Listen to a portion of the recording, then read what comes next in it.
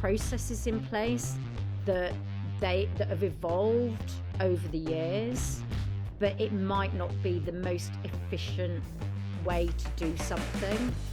But they're too involved and they need to just keep going, so they don't have time to sit back and look.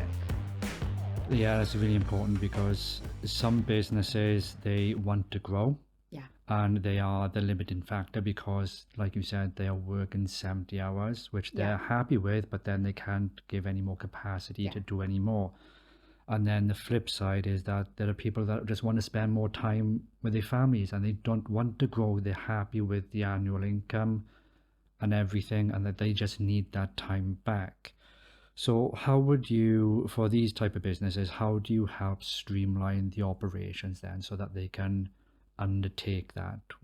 And I get it's probably different for different businesses. yeah. I mean, generally, what's happened is over the time as they've grown to the point that they've got to, they have potentially added things little by little.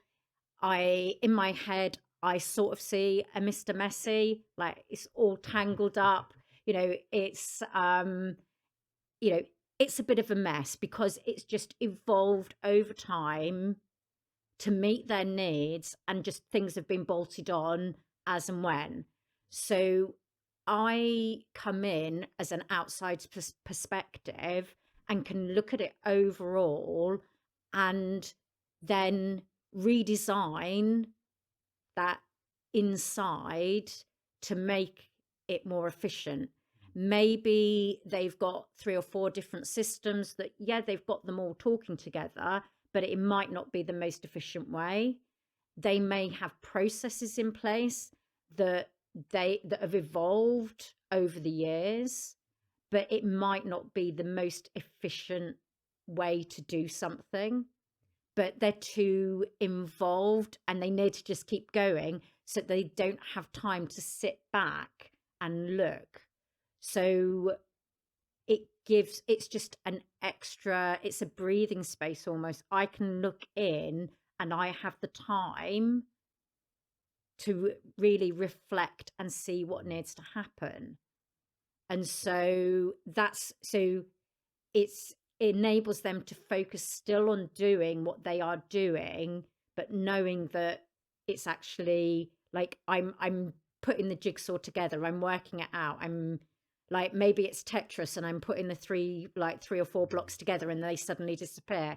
You know, I'm working out in the background what needs to happen to continue to support them as they need to service their clients, but in a much more efficient and streamlined way through, like I say, things like processes and systems.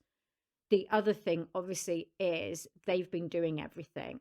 One of the things that I do is identify who the right person is to do each element. So, for example, maybe the business owner has been doing their social media. Now, there's lots of people out there who specialize in social media. They are experts in social media. My client may be a business coach, may be a photographer. Their expertise is in that, not in social media. So I've got a group of contractors in my network that I would reach out to and find somebody who has the skill to do a specific job. And then I would manage that person. So it's taking everything off the plate of the owner. I want the clients that I partner with to be able to enjoy their business and do what brings them joy, why they set the business up in the first place. That is what's important. They need to be working with their existing customers and also talking to potential customers.